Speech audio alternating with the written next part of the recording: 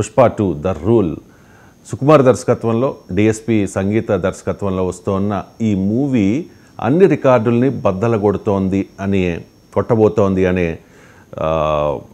ఒక hype create అవుతోంది sir.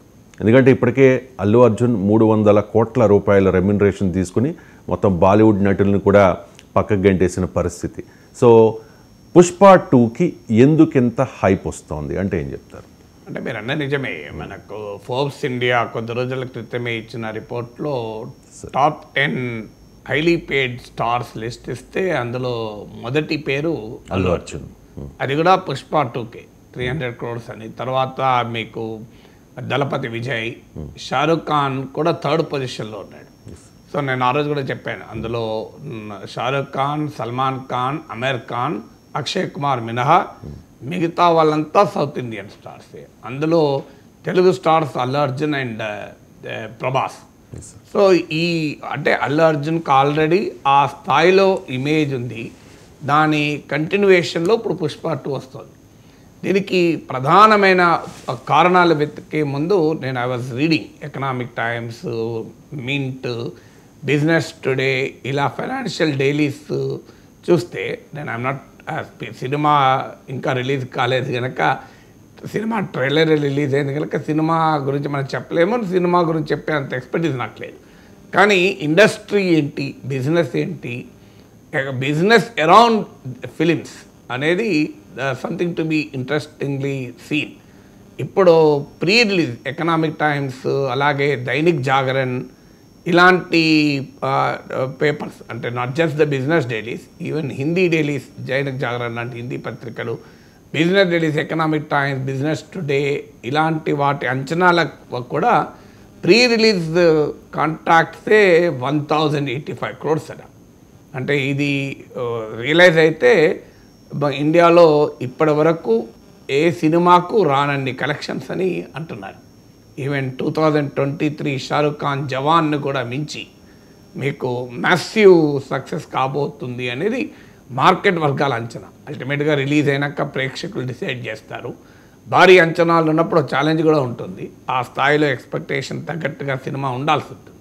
But ఈ ప్రీ రిలీజ్లోనే 660 crores థియేట్రికల్ కలెక్షన్స్, అంటే మొత్తం దేశవ్యాపితంగానే కాకుండా ప్రపంచవ్యాపితంగా థియేటర్ స్క్రీన్ పైన రిలీజ్ అయ్యేదానికి ఆల్రెడీ కలెక్షన్ 660 crores, అంటే బిఫోర్ రిలీజే చేసుకున్న ఒప్పందాలు.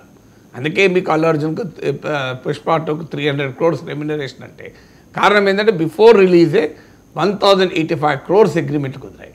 అందులో 660 crores theatrical release, 425 crores non theatrical, అంటే మీకు satellite television, music rights, OTT ప్లాట్ఫామ్ల వల్ల. ఇప్పుడు మీకు ఈ 660 crores ఆంధ్రప్రదేశ్, తెలంగాణలోనే 220 crores. సహజంగానే తెలుగు నటుడు కనుక, తెలుగు సినిమా కనుక తెలుగు నాట ఎక్కువ కలెక్షన్స్ ఉంటుంది. కానీ ఇంట్రెస్టింగ్ ఏంటంటే రవిశంకర్, ఈక్వల్లీ గ్రేట్ ఏంటంటే మీకు నార్త్లో కూడా, ఇప్పుడు నార్త్లో కూడా అంచనా ఏంటంటే థియేట్రికల్ కలెక్షన్స్కే 200 crores వచ్చేసిందండి ప్రీ రిలీజ్ కాంట్రాక్ట్లోనే. సో 220 తెలంగాణ, ఆంధ్ర, 200 మీకు నార్త్, 140 crores ఓవర్సీస్ కలెక్షన్స్ అని. అంటే ఇతర దేశాల్లో వచ్చే కలెక్షన్స్కి ఒక 140 crores. ఇవి కాక ఇతర సౌత్ ఇండియన్ స్టేట్స్, ఇప్పుడు తమిళనాడుకు 50 crores, Karnataka 30 crores, 20 crores Kerala. అంటే ఈ మొత్తం కలిపితే మీకు 660 crores థియేట్రికల్ రైట్స్ ఆల్రెడీ ప్రొడ్యూసర్కి వచ్చేసి డబ్బులు ఇవి థియేట్రికల్ రైట్స్. సో ఇక నాన్ థియేట్రికల్ రైట్స్ కూడా 425 crores. అందులో ఒక్క నెట్ఫ్లిక్స్ వాళ్ళే 275 crores చెల్లించారు. సో ఫర్ థియేట్రికల్ రైట్స్ కోసం.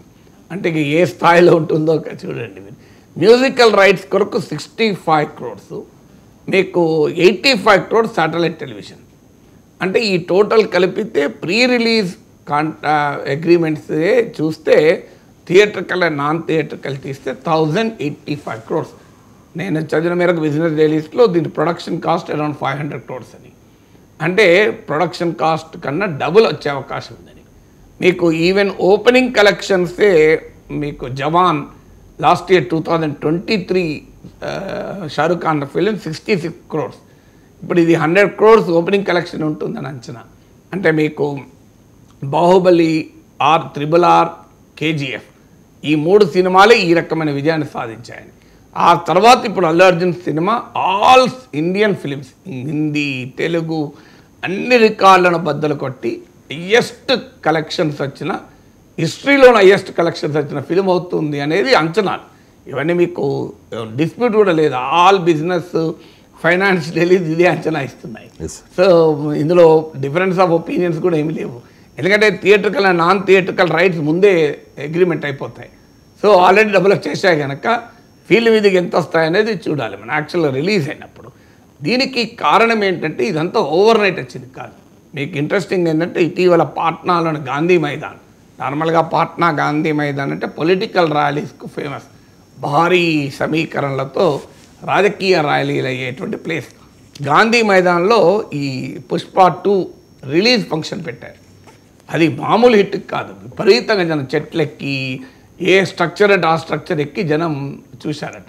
అంటే మనకు ఆశ్చర్యం వేస్తుంది, మన దగ్గరే కాకుండా పాట్నా, అది కూడా మా టీం వారు చాలా తెలివిగా పాట్నాని ఎంచుకున్నారు. ఎందుకంటే మీకు యూపీ, బీహార్ సక్సెస్ అయితే నార్త్ అంతా హిట్ అవుతుంది. ఎందుకంటే యూపీ, బీహారే ప్రధానమైంది కదా, ఈ 2 states largest states in India. So పాట్నాలో ఈ యాక్చువల్గా సౌత్ ఇండియన్ ట్రెండ్ ఇది, ఈ trailer release, audio release functions ఇవన్నీ పెట్టి ఒక ఈవెంట్ క్రియేట్ చేసి సినిమా రిలీజ్కు ముందే ఒక పెద్ద హైప్ క్రియేట్ చేయడం అనేది సౌత్ ఇండియన్ ఫిలిం కల్చర్. దాన్ని బాలీవుడ్ కూడా తీసుకెళ్లారు మన వాళ్ళు. తీసుకెళ్ళి ఇప్పుడు అక్కడ నేను సాయిట్ అండ్ టెలివిజన్ ఆల్సో. సో ఆ పాపులర్ డైలాగ్ पुष्पा को फ्लावर समझा क्या, पुष्पा नहीं वाइल्ड फायर है मई అని, పుష్పా కో ఫ్లవర్ సమజా క్యా, పుష్పా నై వైల్డ్ ఫైర్ హై మై అన్న డైలాగు అసలు జనము ఊగిపోయారు. అంటే ఆ స్థాయిలో క్రియేట్ అయింది కనుకనే క్రేజ్ ఈ theatrical rights, non theatrical rights అనేది రావడానికి కారణం. దీనికి కూడా బ్యాక్గ్రౌండ్ ఏంటి అంటే ఇవాళ ఒక్క రోజులో వచ్చింది కాదు, చాలామందికి అర్థం కావాల్సింది. సో ఇది ఒక decade phenomena. Allu Arjun pan Indian స్టార్గా ఎమర్జ్ కావటానికి ఒక దశాబ్ద చరిత్ర ఉంది. ఈ దశాబ్ద చరిత్ర ఏంటి అంటే ఈ హిందీ ప్రాంతంలో టెలివిజన్ వారు సినిమాలు కొని సౌత్ ఇండియన్ ఫిలిమ్స్ వాటిని డబ్బింగ్ చేసి వాళ్ళ టీవీలలో చూపెట్టేవాళ్ళు. మీకు ఇప్పుడు Sony Max, Sony Art, Zee Cinema, Sahara ఇవన్నీ కూడా పెద్ద ఎత్తున సౌత్ ఇండియన్ ఫిలిమ్స్ని తీసుకొని కొనేసి రైట్స్ కొని డబ్బింగ్ చేసి చూపెట్టే వరకు మీకు హిందీ హోమ్స్లో ఒక హౌస్ హోల్డ్ స్టార్గా మారిపోయారు. అన్ని సౌత్ ఇండియన్ ఫిలిమ్స్, అన్ని తెలుగు ఫిలిమ్స్ చూపెట్టినా ఈ హిందీ టెలివిజన్ ఆడియన్స్లో బాగా పాపులర్ అయిన వాళ్ళు అల్లు అర్జున్ అండ్ ప్రభాస్. మీకు అల్లు అర్జున్ మన అందరికీ తెలుసు, కేరళ వెళ్ళినప్పుడు కూడా తెలుగు అనుడితోనే అల్లు అర్జున్ అనేవాళ్ళు. సో అల్లు అర్జున్ను మల్లు అర్జున్ అని కూడా అంటారు, అంటే మలయాళం అల్లు అర్జున్గా మారిపోయాడని. సో కేరళలో ఎర్నాకుళం వెళ్ళాను మీటింగ్కు. వెళ్తే ఎక్స్పీరియన్స్ ఒక హోటల్లో ఉంటే ఆ హోటల్లో మేడ్ క్లీన్ చేయడానికి వచ్చిన మేడ్ అన్నాడు, తెలుగు మలయాళంలో అడిగితే తెలుగు అంటే అల్లు అర్జున్ అంటారు. సో ఆ స్థాయిలో కేరళ ఇప్పుడు హిందీలో పాపులారిటీకి మూలం అక్కడ స్టార్ట్ అయింది. ఈ టెలివిజన్ వాళ్ళు రైట్స్ కొని, టెలివిజన్ తర్వాత ఏం జరిగింది అంటే ఈ యూట్యూబ్, ఇప్పుడు గోల్డ్ మైన్స్ వాళ్ళది యూట్యూబ్ ఛానల్లో అల్లు అర్జున్ దానికి 150 crore వ్యూస్ వచ్చి అల్లు అర్జున్ అన్ని సినిమాలకు కలిపి 150 కోట్ల వ్యూస్. దాంతో ఏమైందంటే ఒక పెద్ద ఫ్యాన్ ఫాలోయింగ్ అల్లు అర్జున్కు క్రియేట్ అయి ఉంది. అంటే పాన్ ఇండియా ఫిలిమ్స్ మనకు రాజమౌళి, బాహుబలితో మొదలైంది యాక్చువల్గా ఒక రకంగా. అంటే రీజనల్ సినిమా నేషనల్ ఇంటర్నేషనల్ గుర్తింపు తెచ్చింది రాజమౌళితో మొదలైంది. సో అక్కడ ఆ స్థాయిలో రాజమౌళి బాహుబలి స్థాయితో పెద్ద ఎత్తున మొదలైన దీనికి బ్యాక్గ్రౌండ్ ఏంటి అంటే ఒక దశాబ్ద చరిత్ర, శాటిలైట్ టెలివిజన్లో ఈ సౌత్ ఇండియన్ ఫిలిమ్స్ డబ్బింగ్ అయి ఒక పాపులర్ బేస్ క్రియేట్ కావడం. ఇది పాండమిక్ టైంలో విపరీతంగా పెరిగింది. ఎందుకంటే అప్పుడు ఇళ్లలో ఉన్నారు, థియేటర్లు క్లోజ్ అయిపోయాయి, సప్లై తక్కువ ఉంది, కొత్త సినిమాల షూటింగ్ లేదు. అందువల్ల ఏది దొరికితే అది జనం చూశారు భారీగా. ఈవెన్ న్యూస్ కన్జంప్షనే భారీగా పెరిగింది. అందులో ఎంటర్టైన్మెంట్ కన్జంప్షన్ మామూలుగా పెరగలేదు. ఎందుకంటే చాలా కాలం షూటింగ్స్ లేవు, సీరియల్లో షూటింగ్స్ కూడా లేవు. సీరియల్ కూడా ఆగిపోయినాయి గుర్తుంటాయి. ఆ టైంలో ఏమైందంటే ఈ సౌత్ ఇండియన్ ఫిలిమ్స్ ఆల్రెడీ వాళ్ళు కొనిపెట్టుకున్నారు కదా వీళ్ళంతా, సోనీ మ్యాక్స్లో, సోనీ హార్ట్లో, జీ సినిమా, వాళ్ళు దాన్ని పెద్ద ఎత్తున ఎన్కాష్ చేసుకున్నారు. వాళ్ళు ఎప్పుడైతే పాండమిక్ టైంలో సప్లై లేదు, డిమాండ్ ఎక్కువ ఉంది, అంటే ఫిలిమీ కంటెంట్ సప్లై లేదు, కొత్త రావడం లేదు కనుక డిమాండ్ ఎక్కువ ఉన్న టైంలో పెద్ద ఎత్తున ఈ south Indian films including Telugu films dubbing అయిపోయి ఒక పెద్ద పాపులర్ బేస్ క్రియేట్ అయ్యాయి. ఆ బేస్ క్రియేట్ ఇప్పుడు ఆర్య లాంటి సినిమా, సూర్య అనుకుంటాను సినిమా గుర్తున్నంత వరకు, అల్లు అర్జున్ సూర్యనే కదా. సో ఈ సినిమాలకు కూడా మీకు హిందీలో డబ్బింగ్ అయిపోయి చాలా పాపులర్ హిట్స్ అయ్యాయి. సో ఇలా అయిన తర్వాత మీకు 2021 అంటే అది కూడా ఇమీడియట్లీ 3 years కింద కదా పుష్ప 1 వచ్చింది, పుష్ప 1 రైజ్ అని వచ్చింది.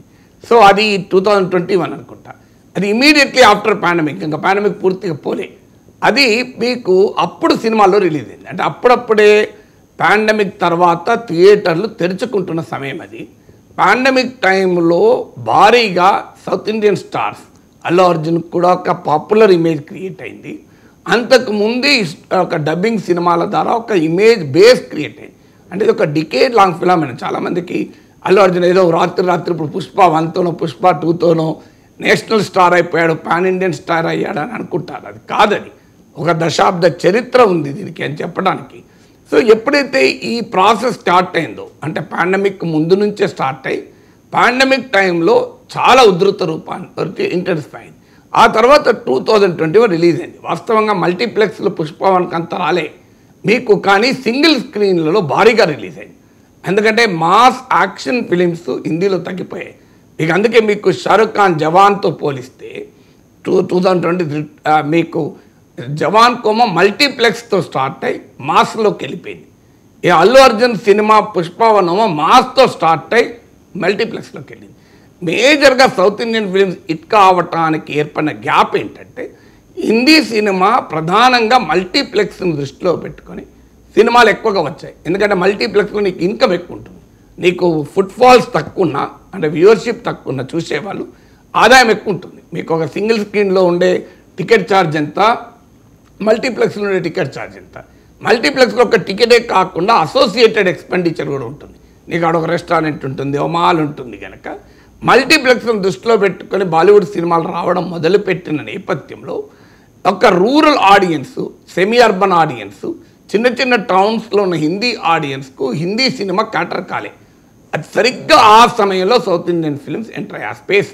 అంతకుముందు మీకు చిరంజీవి లాంటి నటుడు హిందీలో నటించినా పెద్ద హిట్ కాలేదు. మీకు ఎన్టీ రామారావు, అక్కినేని నాగేశ్వరరావు, శోభన్ బాబు, కృష్ణ వీళ్ళంతా మామూలు యాక్టర్స్ కాదు కదా. సో అయినా కూడా వాళ్ళు హిందీ ఏరియాలో సక్సెస్ కాలే. దానికి కారణం ఏంటంటే ఈ trend, dubbing films, satellite television, మీకు ఓటీటీలు, పాండమిక్లు అయ్యాక మల్టీప్లెక్స్లకే హిందీ సినిమా క్యాటర్ అవుతున్న సమయంలో mass action south Indian films single screen mass ఆడియన్స్కి ఎంటర్ అయ్యారు. దాంతో పుష్ప 1కు ఒక భారీ క్రేజ్ క్రియేట్ అయింది. సో భారీ క్రేజ్ క్రియేట్ అయిన తర్వాత ఈ హైప్ 3 years పట్టింది కదా. So people are waiting for the Pushpa 2 ఏమవుతుంది అని. ఇంకా చాలామందికి ఒక క్వశ్చన్ వస్తుంది, ఏంటి మరి ఇంత అలా కంటెంట్ ఏంటి అంటే, కంటెంట్ ఏముంది, ఇప్పుడు పెద్ద సోషల్ మెసేజ్ ఉన్న కంటెంట్ కాదు, కానీ ఎందుకు హిట్ అవుతున్నది అంటే ప్రజల సామాజిక స్వభావంలో ఉన్నటువంటి దానికి మార్కెట్ రిఫ్లెక్ట్ అయితే హిట్ అవుతుంది. మీకు ఉదాహరణకు రాజశేఖర రెడ్డి టైంలో మీకు పెద్ద ఎత్తున సంక్షేమ పథకాలు మొదలయ్యాయి. ఎందుకంత పాపులర్ అయ్యాయి అంటే కారణం ఏంటంటే 91లో లిబరలైజేషన్ స్టార్ట్ అయ్యాక సమాజంలో వచ్చిన మార్పు ఏంటి అంటే, మనీ బికేమ్ సోల్ థింగ్. అంటే డబ్బు ఎలా సంపాదించాలి, డబ్బు ఎప్పుడైతే సమాజంలో ఒక కీలక స్థానానికి చేరిందో, మీకు ఒక పుష్కర కాలం దాటే వరకు ఏమైంది అంటే కలెక్టివ్ కాన్షియస్నెస్ పోయి ఇండివిజువల్ కాన్షియస్నెస్ వచ్చింది. అంటే నా ఊరు, నా పట్టణము, నా గ్రామానికి రోడ్లు, మంచినీళ్ళని పోయి నాకెన్ని ఇస్తారు డబ్బులు అనే ట్రెండ్ మొదలైంది.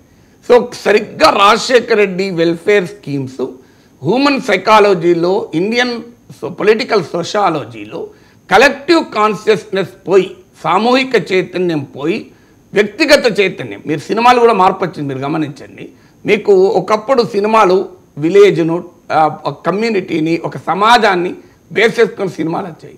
ఆ తర్వాత మీకు ఇండివిజువల్ హీరోయిజాన్ని బేస్ చేసుకుని సినిమాలు రావడం మొదలయ్యాయి. కారణం ఏంటంటే సోషాలజీ, పొలిటికల్ సమాజంలో ఉండే స్వభావంలో వచ్చిన సోషల్ సైకాలజీలో వచ్చిన మార్పు, అంటే సామూహిక చైతన్యం తగ్గి వ్యక్తిగత చైతన్యం. ఇవాళ మీరు సమాజంలో చూడండి, మనం పేపర్లో చూస్తుంటాం, రోడ్డు మీద యాక్సిడెంట్ అయి పడిపోయినా ఎవరు పట్టించుకోకుండా వెళ్ళిపోతుంటారు. ఈవెన్ అత్యాచారం జరిగితే ఫిలింలు తీస్తుంటారు చూడండి. ఇవన్నీ మన అడపాదడప టీవీలో రేడియో పేపర్లలో చూస్తుంటాం. ఎందుకు జరుగుతుంది ఇది? మనిషి హైలీ ఇండివిజువలిస్ట్ అవుతున్నాడు. సో ఆ ఇండివిజువల్ కాన్షియస్నెస్ పెరిగినప్పుడు వెల్ఫేర్ స్కీమ్ క్లిక్ అనే సినిమాలకు కూడా ఇండివిజువల్ హీరోయిజం ఆధారంగా, అంటే ఊరికి అప్పుడు ఒక రోజుల్లో మీకు ఒక సమాజానికి హీరో ఒక ఆదర్శంగా ఉండేది. ఆ దశ నుంచి ఆ వ్యక్తి తన హీరోయిజాన్ని చూపెడుతున్నాడా అని. ఆ తర్వాత ఏం జరిగిందంటే మనిషి సైకాలజీలోనే డార్క్ సైడ్ ఉంటుంది.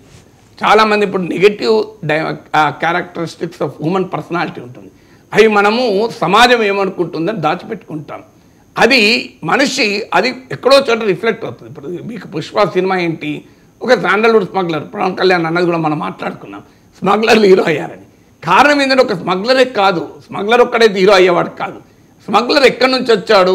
ఒక డౌన్ ట్రాడన్ నుంచి, ఒక తీవ్రమైన వివక్షకు గురై అవహేళనకు గురైనటువంటి కుటుంబ నేపథ్యం నుంచి వచ్చి ఒక కూలీగా ఉండి తాను ఆ శాండల్వుడ్ స్మగ్లింగ్ మాఫియా దాంట్లో ఇంటర్వ్యూన్ అయి బలమైన వ్యక్తుల్ని దెబ్బతీయడం, ఒక బలమైన పోలీస్ అధికారిని దెబ్బతీయడం, బలమైనటువంటి శాండల్వుడ్ మాఫియాని దెబ్బతీసి ఎమర్జ్ కావడం. ఇప్పుడు పుష్ప 2 కూడా మోర్ డేంజరస్ రైవల్స్ వస్తారట అల్లు అర్జున్కు.